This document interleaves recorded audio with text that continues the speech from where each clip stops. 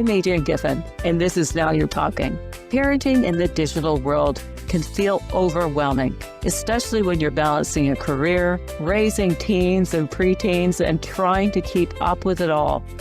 Screens are constant, and sometimes real connection feels out of reach. This podcast is your chance to pause and breathe, a space for stories and insights that bring encouragement, perspective, and the reminder that you are not alone. Parenting in today's digital age isn't just about setting screen limits. It's about building a strong, connected family foundation. In this episode of Now You're Talking, I sit down with Joni Woods to explore the delicate balance of family dynamics, trust, and boundaries.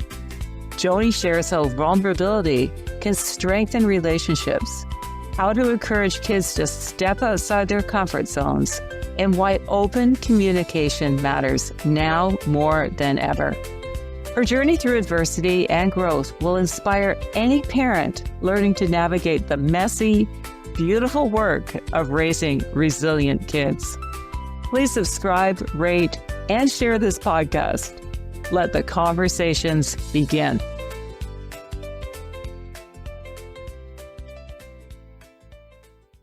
So Joni, so great to have you here, and thank you very much for being my guest.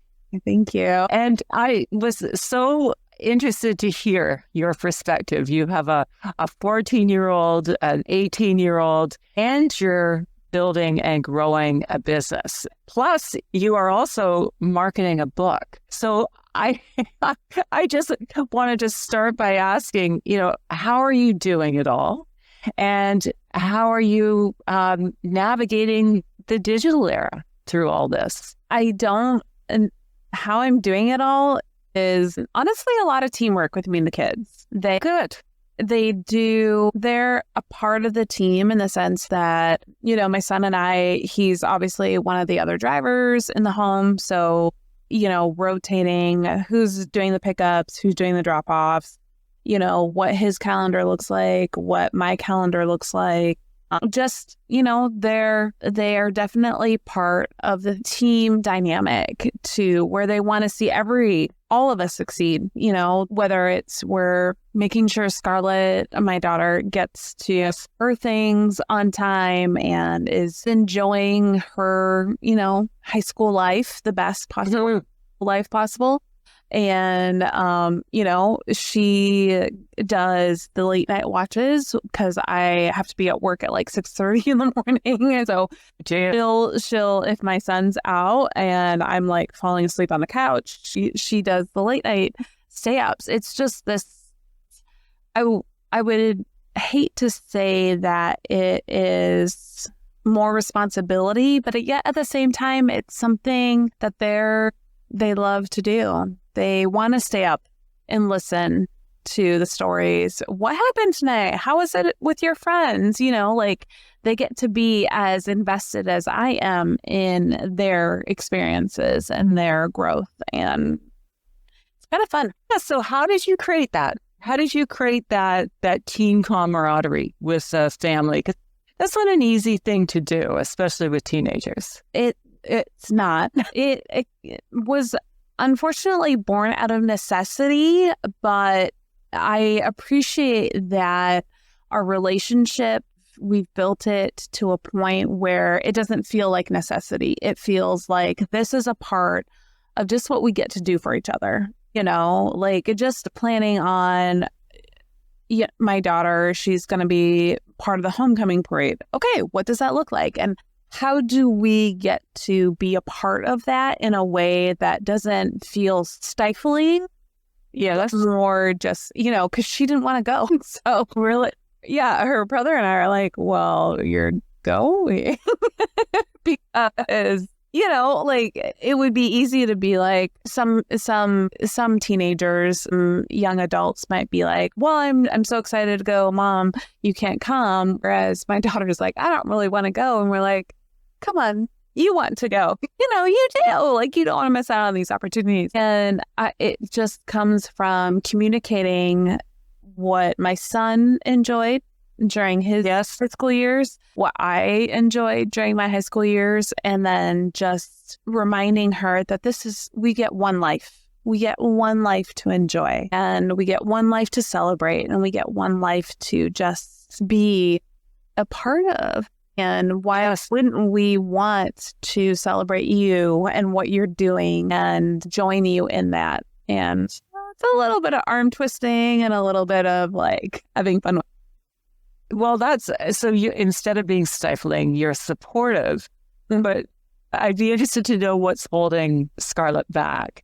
And are you encouraging to get her out of her comfort zone, or like what is holding her back? It's always, teenagers are very complex, or young humans, so it can be like we all are. Yeah, I call them.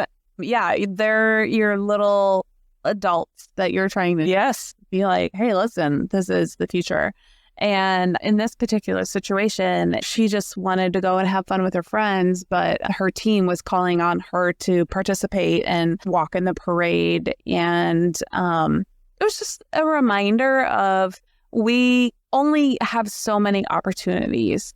And you can say no, 100% you can say no. I will support you, whatever. But when we have the opportunities to say yes, why not? Because when opportunities come, you have yes or no, but it's how many opportunities do you actually get is kind of the big question. Yes. It sounds to me that in your family, you have a real open conversation, sort of continual dialogue. That also doesn't happen in every family. So how did you create that? Was that a conscious decision? Are there any tips and tricks that you can share with other parents? That was born out of necessity. Unfortunately, because of the divorce between my ex-husband and I, we started a lot of open dialogue.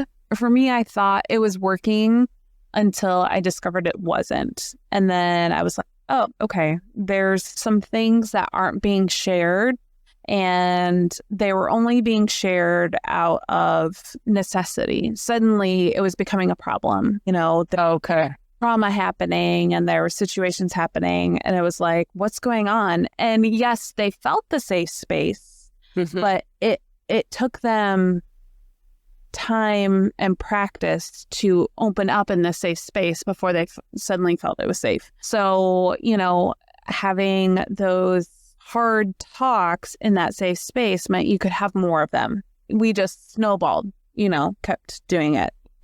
Yes. Hard conversation, safe space, hard conversation, safe space, hard conversation, safe space. But that also included me. Like, it literally happened a couple of days ago. Our family, unfortunately, has gone through more traumatic experiences than I would prefer. And I spent several minutes at the high school looking for my daughter, and I was scared because I didn't know where she was. And after finally finding her and getting her in the car and just being like, I'm stressed out, and I said, do you know why I'm stressed out? And she assumed something else, like I was just being a mom. And I was like, I am, but I need you to understand that I'm stressed out, not because I want to be authoritative or anything like that, but because you're my daughter and I couldn't find you, and not finding you scared me. So like tears down my eyes. So it involved a level of vulnerability with me as well. I had to tell her my fears. My fear was that I couldn't find you. Your phone had died. I was walking around the building for 9 minutes. 9 minutes is a long time. It's a long time for a mother who can't find her daughter, and freaking out because we have gone through so much. And for me, I'm thinking worst case scenario. And my brain doesn't want to go there. And I told her that. I was like, I don't want to assume something terrible, but I know the world we live in. And if I can't, if I can't see you right away, if I don't know that you're safe and that you're healthy and that you're fine, I'm unfortunately going to go to a dark place. And I need to have grace with me. Grace with me because I'm panicking. literally panicking, and my frustration and my fear is coming out in the fact that I want to know you're safe. Like that's, Yes. And so we've built that not weird, but we've built that trust on the fact that I will share vulnerably. I will tell you, I'm just as scared as you might be. And I need you to meet me, and I will meet you. And what was Scarlett's reaction when she saw tears coming down your face? Well, honestly, at first she thought what any teenager thought. She was like, "Mom's just being a bitch." I'm so sorry. But like I had spent 9 minutes walking around the high school, and the high school's like a freaking campus. It looks, it's a shopping mall. It's huge. It's a mini city full of hormonal teenagers. To another place looking for my daughter. And I mean, at this point, I'm ready to start screaming, being like, "Where are you?" Because her phone had died. I didn't know, panic is just, all of it. And she finally saw me because I went to one location. She was like, "I'm here." And I was like, "Okay, let's go." Let's walk to the car. And it's like mom silent treatment. And I'm not trying to be like that. It's like, I'm really not. That is not my goal. But I was trying to not freak out.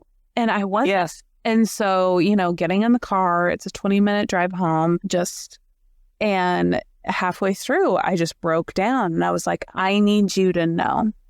And I can't speak for her, but based on her reaction, I think she really understood, because the next day we went to pick her up. She was right there. Right there. That was like, thank you. Well, kids do not want to see their parents cry. No, I mean, they don't. No. So that must have really made an impact. And because it came from such a vulnerable, real place, it wasn't like you were just, going through those motions. Yeah, it was real. Yeah. Yes. So tell me, Joni, and when we talked and you sent me an email, you said that you create boundaries without battles. And just having spoken with many parents, that's not an easy thing to do. To in this digital era to set boundaries without battles. Mm-hmm. So can you tell me more about that, please? I think I have been more vulnerable than I think. Obviously, having that communication with her, the previous battle would have been, we just recently moved and she's looking for more independence, and trying to understand what she was looking for. We had a long conversation. And she essentially, and I appreciated this, and I was so glad that she said it. She's like, "I want my own Apple ID." And I was like, out of everything that was happening, she said, essentially came down to, "I want my own Apple ID so that I can share with you the pictures from camp and you don't get to see them first. I get to show them to you." And I said, So how did she deal with that? Well, I had to see, I got it. For me, I was like, but at the same time, so she told me her side. And then I had to say, I'm okay with it. I get it. 100%. I want that for you. But understand that me giving you that freedom scares me. It just does. In this digital age, if I don't know that you are being proactive and aware of the people who are following you, who, she wants to open Instagram, she wants to have these accounts, she wants to be a part of this, fair, heard, got it. But if you go into it blind, then I can't let go of the reins. And so I had to have those conversations. And I don't want to paint a scary world out there, because I don't believe that it's necessarily happening for everyone, but it does happen. It just does. And so I have to, in a way, mind her that she's my baby girl, and if I'm giving you this freedom because I trust you, then I also want you to recognize what that means to me. Yeah. Yes. It's important that you're diligent. It's Yes. like when you take care of your animal, are you feeding it? Are you watering it? Are you watching for, like same thing. Are you watching for dangers with this particular source that people can look into your life? Like, are you Yes. doing that? And it's trying to find that balance of not scaring them, but making them aware. And that's a delicate balancing act, because at 14, your daughter doesn't know what she doesn't know. I mean, even at my age, like none of us really, it's such a changing world now. And things are happening all the time. I mean, how can anybody at any age have the answers to what lies ahead? But you're right. Like, you don't want to live in such fear and then impart that fear on Scarlett either. So it's very challenging. So what was the end result of that conversation?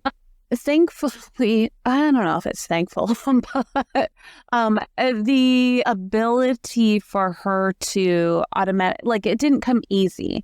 So there were lots of challenges and obstacles for her to get her own Apple ID, for her to make an Instagram. So recognizing that it was challenging to happen meant that we could talk through, well, what does that mean? Does that mean someone has your name? Like, what does that look like? And not in a bad or weird way, but just like, there's lots of people out there in the world, and making sure that you know who you are and that you're inviting the people that you want to. And it was nice because having the privacy settings on even Instagram, there were people who were coming in. She was like, this is weird. And I was like, time out, like, let's make sure it's not a bot. Let's make sure it's not this, it's not that. It's not something that we don't want to invite into your space. So no, that's okay. So you've created boundaries without battles through conversation. Yeah. And that's what it sounds like to me. And what's it been like? So you have a son and a daughter. What's it been like, or raising your son in this digital age? What are the similarities and what are the differences between a son and a daughter for you? Well, same thing. So it all started out, they have always started out with my Apple ID, like everything like that. There was a situation where in my son's 10th, he was in 10th grade more, and we had connected Apple ID, so like messages and all that would come through. I stood firm on, making sure conversations, people, all that stuff was clean. And there was one that came through, and I'm watching it on the iMessage, and it's like someone sending him something, I'm watching the conversation, and I was just like, my mind was just being like, what's happening? Like, what is happening here? Yeah. But I was impressed by his responses. Oh, okay. He handled it very, very well. He was kind. He was clear. He had dignity, and he treated the other person with respect. And I was like, okay, well, one, we're going to talk about what the conversation, the topics that were being addressed in here. I'm like, we're going to talk about that. Yes. But I trust you. In that moment that I shouldn't have seen, because it kind of felt like I was reading a journal that I wasn't supposed to read. But at the same time, that's part of my responsibility as a parent, is to just be there. I stepped aside. I could have freaked out. I did freak out. I was just, I was going to say, there was a mini freak out, I'm sure. Mini freak out. And I was like, what is happening here?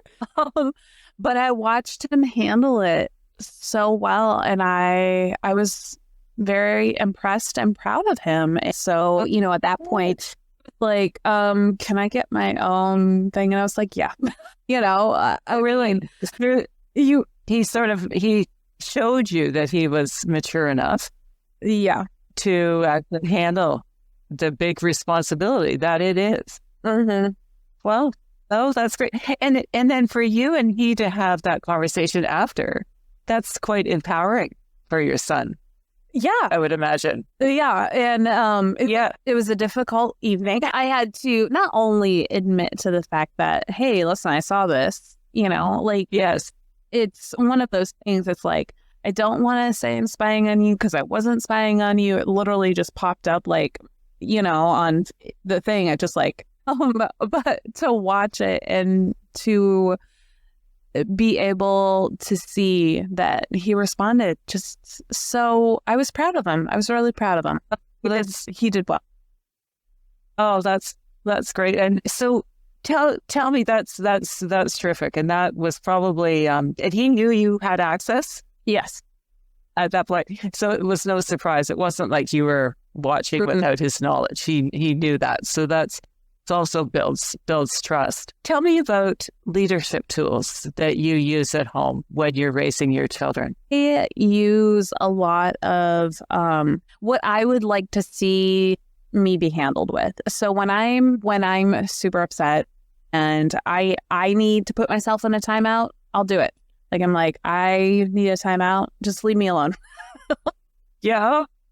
Yeah. Because if I'm react, then I'm not going to be the person that I want my kids to be. So if I'm super frustrated or angry or anything like that, I try to model those behaviors. Now, I'm not perfect at it by any means, but I know that if I'm super frustrated about something, I try to be as open in the beginning of the conversation, and I'll be like, I just need a timeout. Like, I'll shut my door. If my door is shut, then the kids know, don't come talk to mom. Like, she needs a minute. She needs a minute. Closed door policy. Sometimes door policy. Do not come talk to me. Which is great because that shows your human side too. And in a way, vulnerability as well, because you're saying, hey, I just need time to regroup and rethink. And I do. I mean, I remember when the kids were little and I'm like, go, you're in a timeout, like you need to go find yourself. And then as they got older, I was like, damn, I need a timeout. Like, y'all are driving me crazy. I need a hot second to figure out how I want to respond to you because, and the kids are smart. They are so smart. I'm like, brilliant. They brilliant out to you in a way that you're like, oh, did I do that? They know us better than we know ourselves. Yeah. And they can wear us down like no other. It's quite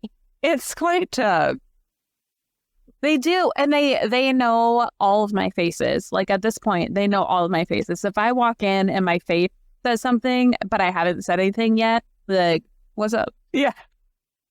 I know. And I had time to process what my face is saying. Stop it. I know. My kids know my tone of voice. If my voice goes up, they go, oh, yeah, Mom, you're not really saying what you're saying. There's more to that story. Percent. And so it's like, having to take a minute to just be like, okay, what do I want to share? Because you're going to call me out on it anyways, Yeah. They aren't going to feel satisfied until they know the whole story. Those little... Who does that sound like? Right? Yeah. I just met you, but that's what I would think in the little short time that we've known one another. So it's not amazing because they mirror us and shine right back the way we behave. Yeah. So tell me, Joni, about the messy middle. The messy middle is when I get it wrong. I have to mirror what I want to see them do. And the messy middle is when I overreact or when I snap or when I know that it's a me response and not what's best for them. And that's the messy middle. And I've gotten, I wouldn't even say better, but I've gotten to the point where I recognize it so that we can have a conversation. It's helpful that they're both teenagers and they're both growing, but for a while they're probably 5 years ago, messy middle was me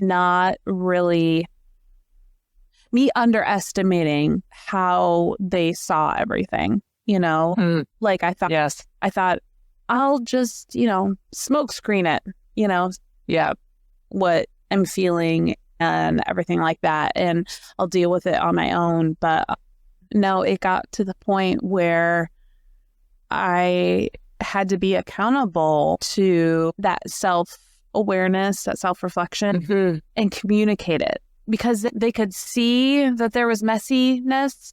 But if I wasn't explaining what was going on and how I was processing it, then, so they were getting it.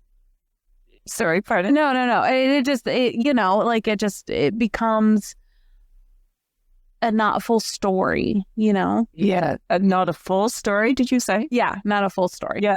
So, because kids are so intuitive that they see a disconnect. Yes. Between how you're presenting and how you're, probably your facial expressions, your whole body language, everything. Because they're reading it all. Yeah. Well, yes. So knowing what you know now, what would you do same and what would you do differently as a mom? I probably would have started the more honest conversations earlier. This age with my son, he didn't need his individuality until sophomore year. My daughter is just starting freshman year and she needed it sooner. And I didn't recognize why, because I didn't ask. And I think that was a big thing. I feel like if I had been asking and having those conversations sooner, I would have been able to show up better and not only given her those boundaries that for me, because I can't just be like, oh yeah, go ride a horse all by yourself. I have to teach you how to do it. Yes. How to, do it in a way where I'm not freaking out because I'm happen. But I didn't have those conversations earlier. And because of that, her frustration built, and I could have shown up better as a mom for her. And what would you do the same? We could be so tough on ourselves as moms, right? Yeah. So, yeah. What would you do the same? Because you've obviously done a lot right. Thanks. The same. I would still be my annoying self. Hey, what's going on? What is that in that I'm hearing? Tell me what are the thing. I love that my daughter and my son have a great relationship, but I'm great. I'll look at my son and be like, don't validate her. That's great. Pick a side and stick to it. Your side, it should be my side. Yeah, exactly. Pick my side and stick to my side. I get it. I would probably stick more to it in inserting myself in conversations. That's part of my job. I'm going to insert myself. I may not know all the answers, but I at least want to know context. Context for me is huge. So you continue to ask lots of questions. And listen lots. Yeah. And whether you like the answer or not. And because there's some answers that are horrifying. Yes. Aren't they? 100%. They're terrible. I know. On one level, you go, why did I ask that? But on the other hand, you're going, thank goodness I did. Well, and I think asking questions is so important because we were talking about this with the kids and I were talking about this the other day. It was the words, even the dialect, the things that they talk, when they say something's bad or something's good, I'm like, what is it? Is it bad or is it good? Everything is so different. Something's cool. I can't even think about it right now. But all the words change. All the words, they're saying something's sick and that means good. I don't get it. And now it's changing even more. But it's that sort of abundance but then I used to throw those words out in conversation with my kids, and the fact that it was coming out of my mouth, they weren't happy about that. That would be a thrill. They think it was funny though. So, I don't know where you are. You're back. So speaking of questions, may I ask you some from my board game Now You're Talking? So What was your favorite child activity that brought you joy? I loved hide and go seek. That's interesting. Tell me more. I loved hiding because I was so little. Like I could sneak into the tiniest spots, and it felt like, some people made it obvious when they played hide and go seek. For me, I was like, I'm going to make it so hard for you. That's funny. And I did. Like, it was funny. And were you playing with siblings? But yeah, Friends? with my friends or my brother, my cousins or anything like that. Yeah. So thinking back to that time, what do you do now that is similar? Well, that's a deep question. Or what could you do? Because I'm thinking, if that brought you joy, what do you do now that brings you the same type of joy? I guess, well, probably I probably hide internal stuff a little bit more, that makes it like, if you really want to find me, if you really want to discover who I am as a person, you really have to work at it. Like I hide, which I don't know, suddenly doesn't seem very good. Well, no, but that's interesting because there's always going to be, those things that happen in the impressionable years. They all show up in some way. They stay with us. Okay, I'll give you a lighter one than that. Right on it. I'm like, I'm gonna have to call my therapist tomorrow. How was you? Think back to high school and to your favorite teacher in high school. How has your favorite high school teacher influenced who you are today? I would say he influenced me in the sense that he challenged me to show up more than what people expected me to. I think that was it. And when I did, I exceeded, not in a bad way, but like he was impressed by the level that I rose to. And I loved that. Like, it was just, thank you. Because I didn't see it in me. And having someone encourage that was just like, okay, all right. Like, there's a level that you can rise to when someone really believes in you. And it was awesome. Wow. It was awesome. Yes. So what was this teacher's name? I always love it when you can remember. I don't know, but he taught pardon? History. He was my history high school. History. Oh, okay. That's what you'll remember his name after. Well, what that says to me, he didn't let you hide. Fair. Yeah, he didn't. Which is actually connected to your first. Yeah. Wow. So he saw the true you and didn't let you get away with that. What do you know about yourself that is, and because we've talked a little bit about this, that is a direct result of adversity? If I had to pick one thing, it's that I will always come back. It may take me a minute. I may need to lay in bed for a day, 2, 3, 4, but I come back. You come back. You come back. Yeah. And when you come back, are you transformed a little? Or, over 4 days, that's not very long with adversity. Like, that's just, you're just putting one foot in front of the other at that point. But when you get through to the other side of adversity, how has adversity, this isn't in my game, but how has adversity transformed you? I have several tattoos, and my favorite one is my phoenix. She's on my arm, and it just feels like every time you go through something that just sets you on fire, whether good or bad, you're on fire and you're reborn. Yeah, you're always different on the other side. And sometimes the steps to get there are a little slower.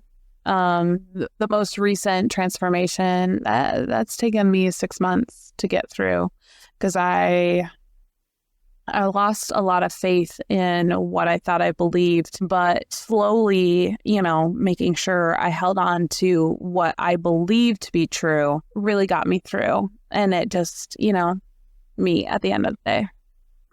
Yes. And probably connected you to more closely to who you really are. Yeah. That's probably. Yes, yeah. Adversity is never easy, but it can shine a light on so many things, and often things that we've been afraid of, or becoming all of who we can be. Yeah.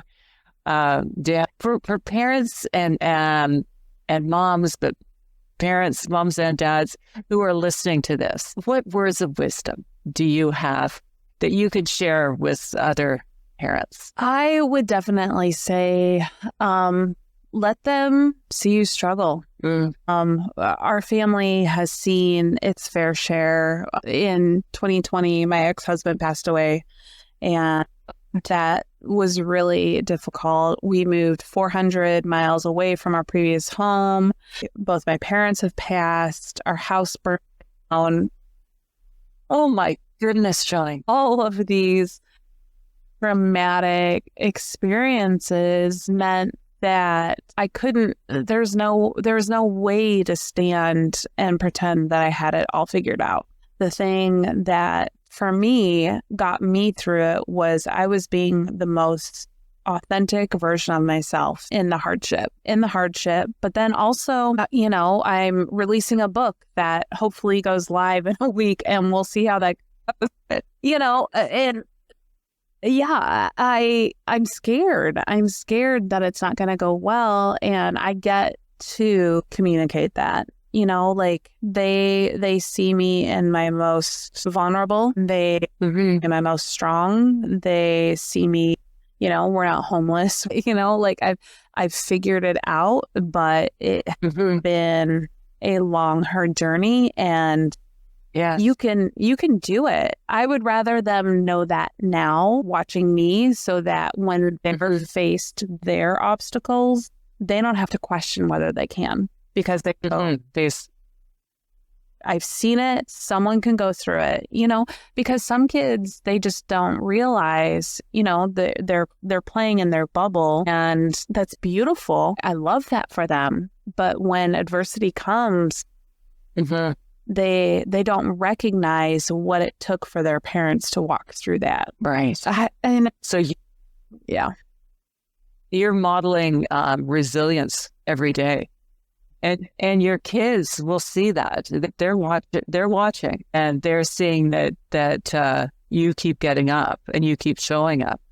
Tell people who are listening about your book, and what's the title, and I'll put the information in the show notes first. Yeah, the book is called Burn, Blocked, and Better Than Ever. It's a raw journey of healing. It's a self-help, is recognizing how the past influences where you're at, and deciding whether or not you want that. Like I could be a very bitter woman. I just choose not to. Like, I don't want my past to define me. I don't want to live in fear of my home burning down all the time, but, it's a very real fear. And, it's just, how do you go through every day recognizing that your past is sitting on this shoulder and your future is right in front of you? How do you make sure your past doesn't hold you back? Where you just keep leaning into the future. What does that future look like? How do you keep embracing your future and keep letting go of the past? And so that's my book. Yeah.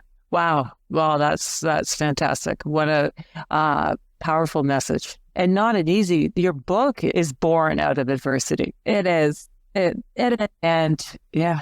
Wow. Well, Joni, thank you very much for being here and being so authentic. You've been on a difficult path. So my hope is that the future is much brighter. But you're doing so many great things. I'm trying. Yeah, that's great. So it's been an absolute pleasure meeting with you today. Great. Thank you so much. I appreciate it. Thank you.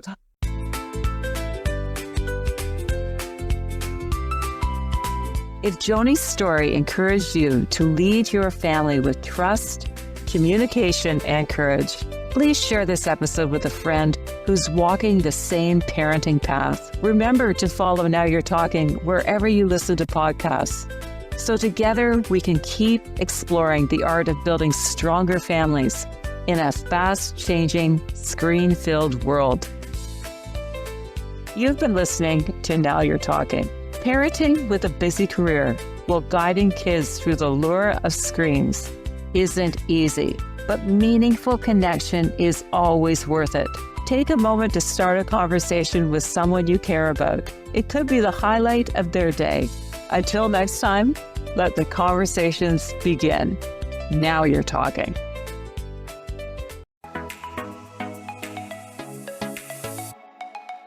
I'm Michelle Abraham, and we are honored to have Adrienne Giffen's Now You're Talking podcast on our High Vibe Podcast Network. For more high vibe shows like hers, head on over to highvibepodcastnetwork.com and grab your free gift from our gift vault from all of our hosts. Until then, stay high vibe.